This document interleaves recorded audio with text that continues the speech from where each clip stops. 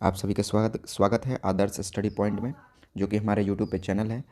और इस पे हम सारे सब्जेक्ट की अच्छी अच्छी वीडियोस डालते हैं जो कि एजुकेशनल होती है। अगर आपको पसंद आए हमारी वीडियो तो लाइक एंड सब्सक्राइब करें। देखिए, जैसा कि हमने शुरू किया है अपने चैनल पर कि जो टारगेट का मॉडल सेट पेपर है उसके सारे ऑब्जेक्टिव क्वेश्चंस और सब्जेक्टिव क्वेश्चन यहाँ पर हम लोग कोशिश करेंगे एग्ज़ाम से पहले आपको डील करा दिया जाए। ठीक है, तो उसके दो पार्ट्स पहले ही बन चुके हैं जो कि अपलोडेड हैं। अगर आपने वो नहीं देखा है तो जाकर ज़रूर देखें। आगे का जो हमारा थर्ड पार्ट है, इसमें आज मैं आपको ग्रामर के क्वेश्चंस कराऊंगा जो कि 40 क्वेश्चन हैं आपके 100 ऑब्जेक्टिव में से। ठीक है, चलिए तो शुरू करते हैं। हमारे सामने पहला क्वेश्चन है, यहाँ से 61 से 66 तक देखते हैं क्या है। Choose the best option of the following. कह रहा है कि जो बेस्ट ऑप्शन है यानी कि जो सबसे अच्छा ऑप्शन है इन क्वेश्चन के लिए उन्हें चुनना है। देखिए, तो कह रहा है कि एक्टिव वॉइस ऑफ, यानी कि इस सेंटेंस का हमें एक्टिव वॉइस बताना है। ठीक है, तो किसका एक्टिव वॉइस बताना है। You are advise to think before you speak.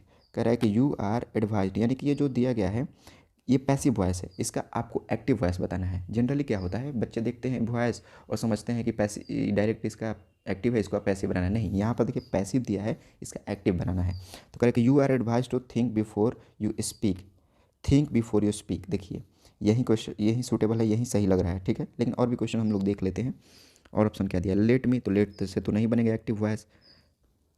आगे देखिए, let speaking be not done, इसमें भी लेट है, नहीं होगा। यू आर रिक्वेस्टेड, ये तो होगा ही नहीं। तो यानी कि इसमें पैसिव नहीं बनाना है कि लेट और ये रिक्वेस्टेड लगेगा। आपको मालूम है कि इस क्वेश्चन में क्या बनाना है, हमें एक्टिव बनाना है पैसिव का, इसलिए you think before you speak इसका करेक्ट आंसर होगा। चलिए ठीक है, नेक्स्ट क्वेश्चन की ओर देखते हैं।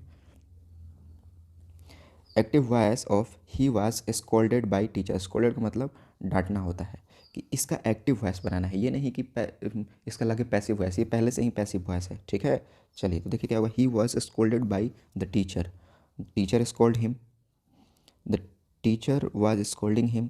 अगर स्कोल्डिंग होगा तो बिंग जरूर आना चाहिए, ये आप जानते हैं। ठीक है, तो ये तो बिल्कुल भी नहीं, ये भी नहीं होगा क्योंकि इज़ होगा तो ये यहाँ पर नहीं होना चाहिए। स्कोल्डेड है, यहाँ पर ईडी लगा है, तो आपको भी वो सेंटेंस चुनना होगा जो कि पास्ट में होगा, तो इसमें पास्ट में होगा। देखिए, मैं ज़्यादा वॉइस पे डिस्कस नहीं कराऊंगा क्योंकि आप लोग पढ़े होंगे स्कूल में और इस पर ज़्यादा समय लग जाएगा। मैं आपको बस क्वेश्चन जो है उसका आंसर आपको बता दूंगा, डील करा दूंगा, आप देख लेंगे। Active voice, the garden has been watered by the gardener. कह रहा है कि जो गार्डन है वो गार्डनर के द्वारा उसमें पानी दे दिया गया है। तो यहाँ पर देखिए कि आपको फिर से यहाँ पर क्या करना है, पैसिव वॉइस का एक्टिव वॉइस बनाना है। ये ना कि आप पैसिव वॉइस का लग जाएंगे पैसिव वॉइस बनाने। तो garden is, the gardener is watering the garden, बिल्कुल नहीं, ये तो हरगिज नहीं होगा। The gardener was watering the garden, जी नहीं। देखिए, आपको ये समझने के लिए वॉइस, आपको टेंस की थोड़ी नॉलेज होनी चाहिए, वॉइस और नरेशन दोनों में। तो अगर आपको टेंस की समझ होगी तो ये बिल्कुल ईजी से आप कर देंगे। The gardener has watered the garden, बिल्कुल ये वाला सही होगा। ठीक है, चलिए नेक्स्ट क्वेश्चन देखते हैं। अब देखिए, यहाँ पर आपको जरूर ध्यान देना है कि ये एक्टिव वॉइस बनाना है कि पैसिव वॉइस बनाना है। तो कह रहा है कि are they cheating us, passive voice इसका बनाना है। Are they not cheating us, क्या वे हमें चीट नहीं कर रहे, धोखा नहीं दे रहे हैं, क्या वे लोग हमें धोखा नहीं दे रहे हैं, इसका हमें एक्टिव वॉइस नहीं, इसका पैसिव वॉइस बनाना है। ठीक है ना, याद रखेंगे। जैसे आप ये भी समझ सकते हैं कि जहाँ पर अगर पैसिव लिखा है तो पैसिव बनाना है और अगर एक्टिव लिखा है तो एक्टिव बनाना है, ऐसे आप समझ सकते हैं। ठीक है, तो are not we being cheated, देखिए ये तो बिल्कुल ही नहीं होगा, ये तो सेंटेंस ही कुछ मतलब नहीं बना पा रहा है, तो ये नहीं होगा।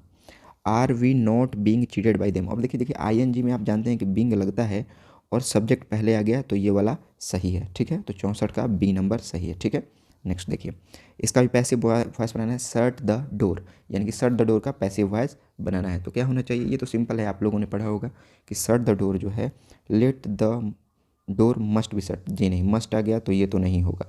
You are asked to shut the door, कह रहा है कि आपसे पूछा गया, तो यहाँ पर आस्क्ड भी नहीं होना चाहिए। Let the door be shut, जी बिल्कुल, ये बिल्कुल सही आंसर है। आगे देखिए, the passive voice of thief broke the lock is, कह रहा है कि जो किस चीज़ का, जो थीप ब्रोक द लॉक का पैसिव वॉइस क्या होगा। ठीक है, तो इसका देखिए आगे हम लोग एक एक करके ऑप्शन पढ़ेंगे और देखेंगे कि इसमें क्या दिया हुआ है। चलिए देखते हैं। The lock has been broken by the thief, ठीक है, नहीं, नहीं होगा ये, क्योंकि ये अगर आप रूल जानते होंगे तो ये नहीं होगा, क्योंकि हैज़ बीन तो नहीं लगेगा। The lock was broken by someone, अब देखिए वाज इसमें लगेगा लेकिन समवन नहीं यहाँ पर, क्योंकि थीप दे दिया है, तो यहाँ पर समवन दिया तो ये तो ऐसे ही गलत हो गया।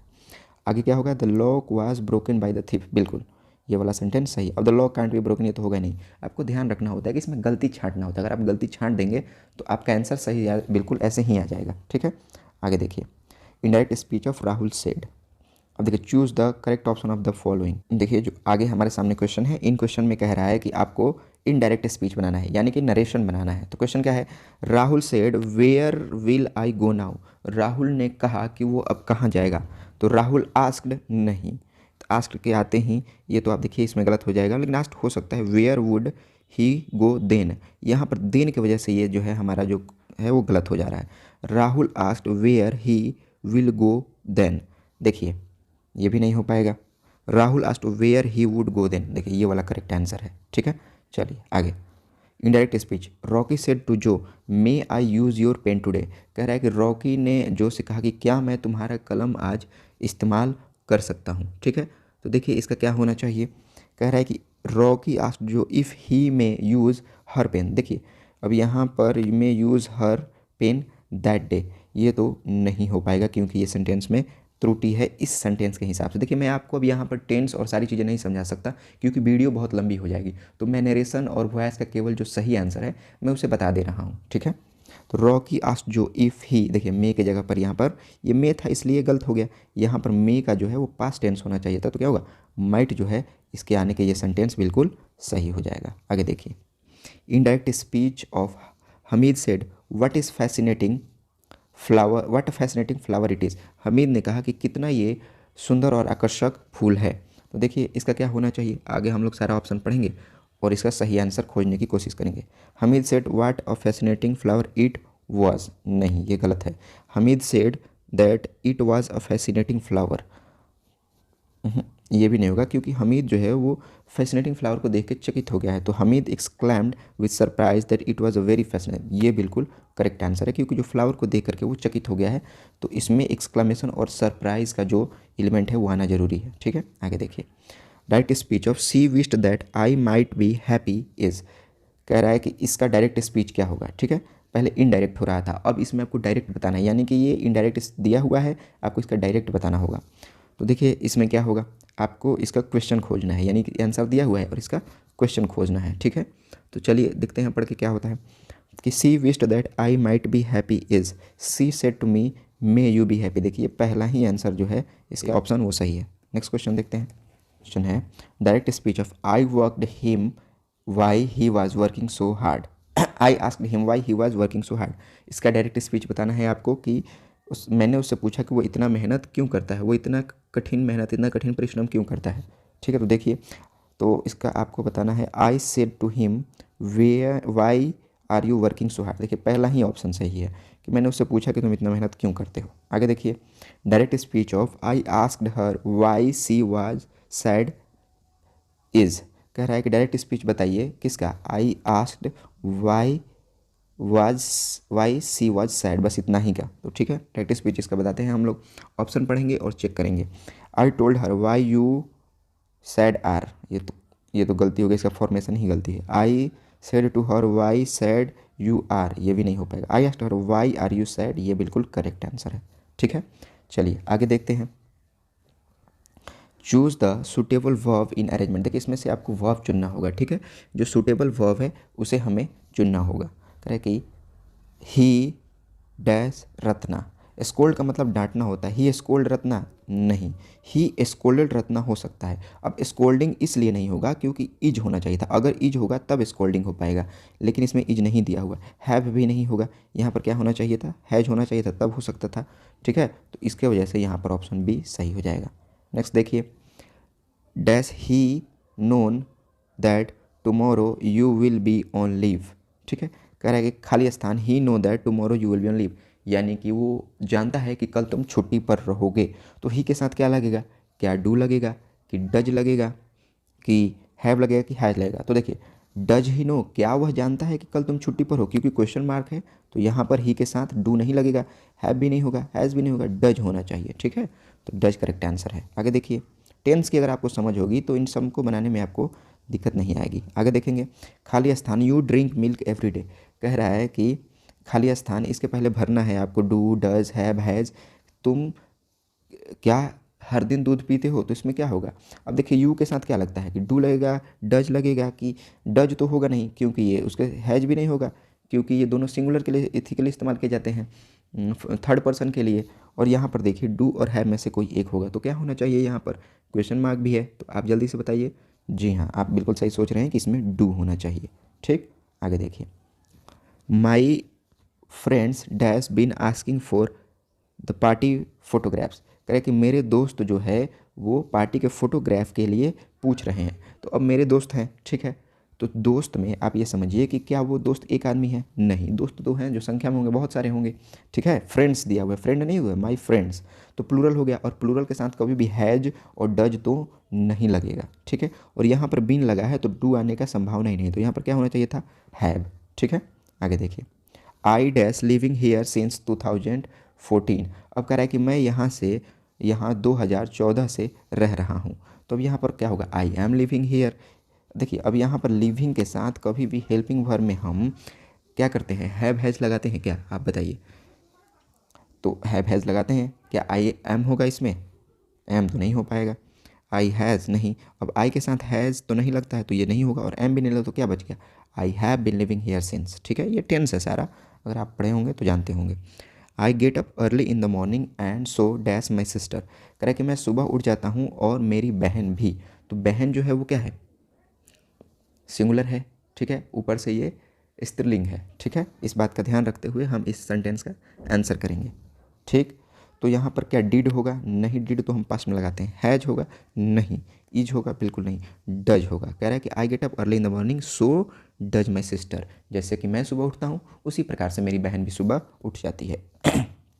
ही खाली स्थान अ घोस्ट लास्ट नाइट, अब यहाँ पर कह रहा है कि उसने रात को भूत देख लिया। तो अब देखने के लिए क्या होगा, he see a ghost light last night, बिल्कुल नहीं, ठीक है कि नहीं। इसमें क्या होना चाहिए, ही सॉ, बिल्कुल, उसने रात को देखा, तो ये पास्ट टेंस है, और पास्ट टेंस की वजह से सी का सॉ हो जाएगा, क्योंकि सी जो है उसका पास्ट टेंस क्या होता है, सॉ और सीन।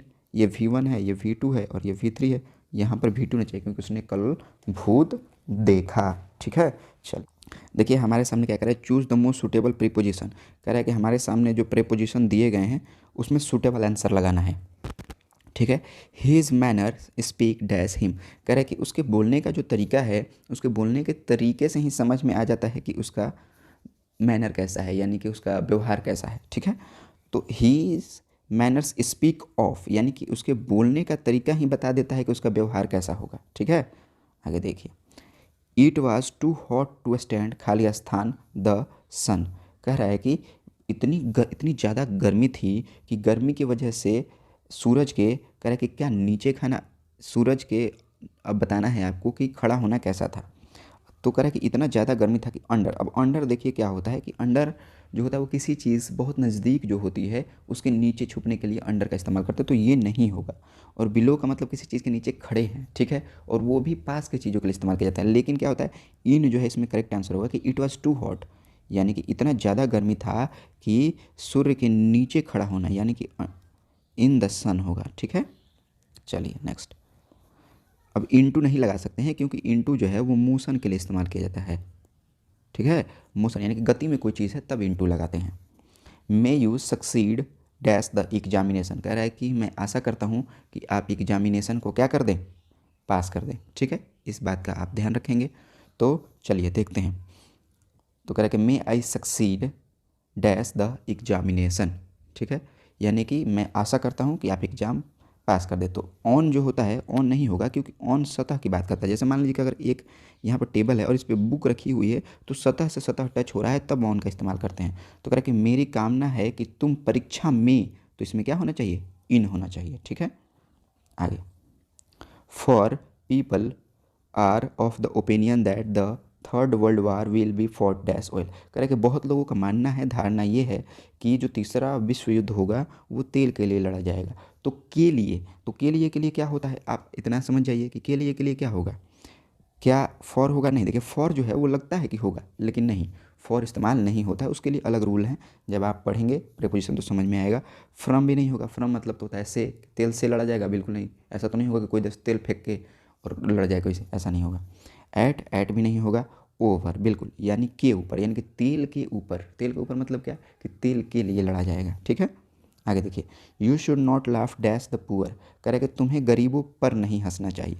तो क्या होगा इसमें, आप समझदार हैं, बिल्कुल समझ गए होंगे कि तुम्हें गरीबों पर, तो फॉर का मतलब के, गरीबों के लिए नहीं, गरीबों पर क्या आप उसके शरीर में टच करके ऑफ हंसेंगे, उसका मुंह में मुंह सटा करके हंसेंगे, नहीं, तो ऐट होगा, यानी कि गरीबों के ऊपर मत हंसो। आगे देखिए, flower is made dash wheat, कह रहा है कि जो आटा है, फ्लावर का मतलब आटा होता है, वो गेहूं से बनता है। तो क्या होगा, आपको इसमें बताने की भी ज़रूरत है क्या, गेहूं से बनता है, तो फ्रॉम, आगे तो इसमें करना ही नहीं है। माया इज़ सफरिंग डैश फीवर, करके माया जो है वो फीवर से जूझ रही है, यानी कि उसे बुखार है। तो इसमें क्या होगा, क्या माया को फ्रॉम होगा इसमें, बिल्कुल नहीं। क्या होगा, माया इस सब, बिल्कुल सॉरी, माया को बुखार है, यानी कि बुखार से पीड़ित है, तो फ्रॉम फीवर होगा। क्लियर है, ठीक है। चलिए नेक्स्ट आगे देखते हैं।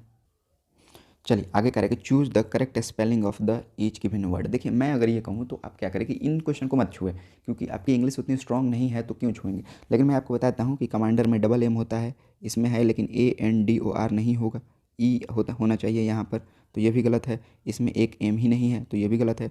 COMMANDER ये करेक्ट आंसर है, ठीक है। चलिए आगे देखिए, कमांडर। आगे देखिए, गवर्नमेंट, GOVERNMENT नहीं होना चाहिए था, तो ये गलत है। गवर्नमेंट क्या होता है, ये तो गलत है। गवर्नमेंट, बिल्कुल, ये C नंबर GOVERNMENT ये सही है, ठीक है। आगे देखिए, अगला दिया है हैमरेज। हैमरेज में क्या होना चाहिए, HAE होना चाहिए था, ई है ही नहीं, HAEMORRAGE, बिल्कुल ये सही है। R और H भी होता है, इसमें तो H है ही नहीं, तो ये दोनों नहीं होगा, तो ऑप्शन बी जो है वो करेक्ट आंसर होगा। आगे देखिए, मेंटेनेंस। मेंटेनेंस का मतलब होता है कि किसी चीज़ को जब आप पूरा करें, ठीक है, मेंटेन करें, तो क्या होगा, चलिए देखते हैं। मेंटेनेंस का हम लोग स्पेलिंग पढ़ के एक एक देखेंगे कि कौन सा सही है। MAINTN नहीं, गलत है। ये तो डबल एन तो किसी सूरत में नहीं होगा। मेंटेनेंस क्या होता है, EENC कभी नहीं होगा, तो ये गलत है, तो बच कौन सा जाता है, maintenance, D number correct answer है। कनिंग, कनिंग का मतलब धूर्त व्यक्ति होता है, ठीक है ना। तो देखिए कनिंग का क्या होना चाहिए, CUNNING, हम मेरे हिसाब से तो देखिए यही वाला बिल्कुल करेक्ट आंसर है, CUNNING। क्यूनिंग कुछ नहीं होता है। कैंग क्या होता है, ये तो लग रहा है कि चाइनीज़ शब्द है कोई, और क्यूनिंग क्या होता है ये भी नहीं होगा, तो कनिंग का मतलब होता है धूर्त व्यक्ति, तो CUNNING। यहाँ पर दिया है ओकेजनली, याद रखेंगे कि ओकेजनली में हमेशा बच्चे डबल सी आती है, यहाँ पर डबल सी आ गई है, ठीक है। डबल एल भी आएगा, डबल एल भी है, तो यही वाला करेक्ट है। ये तो इसमें डबल सी है ना डबल एल है, इसमें डबल सी है लेकिन डबल एल नहीं है, इसमें भी डबल एल नहीं है। ओकेजनली, ओकेजनली का मतलब होता है कभी कभी, ठीक है। एप्लॉड, एप्लॉड का देखेंगे, एप्लॉड का मतलब होता है ताली बजाना, किसी की प्रशंसा करना, ठीक। तो क्या होना चाहिए एप्लॉड का, एप्लॉड का देखते हैं। डबल पी होता है, डबल पी है इसमें, LAUD, करेक्ट आंसर है ए नंबर ही, आपका ए नंबर ही सही है। इसमें डबल पी नहीं है, इसमें भी डबल पी नहीं है, इसमें डबल पी है, लेकिन एप्लाउड है ये तो गलत है, ओ हो गया है, ठीक है। चलिए आगे जो है 94 से 97 तक जो है, इसमें क्या करना है, करेक्ट ऑप्शन को चुनना है, इसमें सिनोनिम बताना है। देखो सिनो और एंटो में बच्चे कन्फ्यूज है। सेनो का मतलब होता है सेम, यानी कि सेम वर्ड होना चाहिए उसका, और एंटो मतलब आप याद रख लीजिए उल्टा, एंटो मतलब उल्टा, सिनो मतलब सेम। तो सिनोनिम ऑफ रॉबर, रॉबर का, रॉबर को और दूसरे भाषा में क्या कहेंगे, तो थीफ, ठीक है। पीपल मतलब लोग होता है, गार्ड मतलब जो होता है रक्षा करने वाला, और मैन मतलब आदमी होते हैं, जानते हैं। गेन, गेन मतलब होता है पाना, प्राप्त करना, ठीक है। तो अब मान लीजिए कि गेन मतलब पाना, तो इसका उल्टा ना लॉस होगा, लेकिन सिनोनिम मतलब आपको सेम चाहिए, तो लॉस नहीं होगा। गेन का प्रॉफिट, तो प्रॉफिट बिल्कुल सही होगा। हेल्प मतलब तो मदद हो जाएगा, ये भी नहीं होगा। पुअर का मतलब गरीब होता है तो ये भी नहीं होगा, ठीक है। आगे देखिए, एंटोनिम ऑफ ईजी। अब ईजी का उल्टा बताना है, एंटो मतलब उल्टा, या ये जरूर देखेंगे कि क्या बताना है, ये नहीं कि सिनोनिम में उल्टा बता दिए और एंटोनिम में सिनोनिम बता दिया, ऐसा नहीं करना, ध्यान से देखना है। एंटोनिम, तो एंटोनिम क्या होगा, ईजी का, ईजी का हार्ड होना चाहिए, ठीक है। सॉफ्ट नहीं होगा, क्लियर भी नहीं होगा, प्लेन में। डिफ़िकल्ट, डिफ़िकल्ट का मतलब होता है कठिन या फिर हार्ड, ठीक है। इसे सॉफ्ट का हार्ड होना चाहिए था, और जो इजी का मतलब होता है आसान, तो इसका जो सही आंसर है वो डिफ़िकल्ट होना चाहिए, यानी कि मुश्किल, कठिन। आगे देखिए, एंटोनिम ऑफ हैप्पी, हैप्पी का उल्टा आपको बताना है, तो हैप्पी का उल्टा क्या होता है, सैड, आगे देखना ही नहीं है। आगे देखिए, choose the most suitable English translation, कर रहा है कि इसके लिए जो दिया गया है आपके सामने, इसके लिए करेक्ट सूटेबल आंसर बताना है। इस शहर के मध्य में, इस इस शहर के मध्य में बड़ा मैदान था, तो there was a big field in the heart of the town. There were तो नहीं होगा बच्चे, there was a big field in the heart of this town, बिल्कुल करेक्ट आंसर है, आगे देखने की ज़रूरत ही नहीं। जॉन मिल्टन एक महान कवि थे, तो क्या होगा, जॉन मिल्टन एक महान कवि थे। John Milton were a great नहीं, John Milton was a great poet, ठीक है।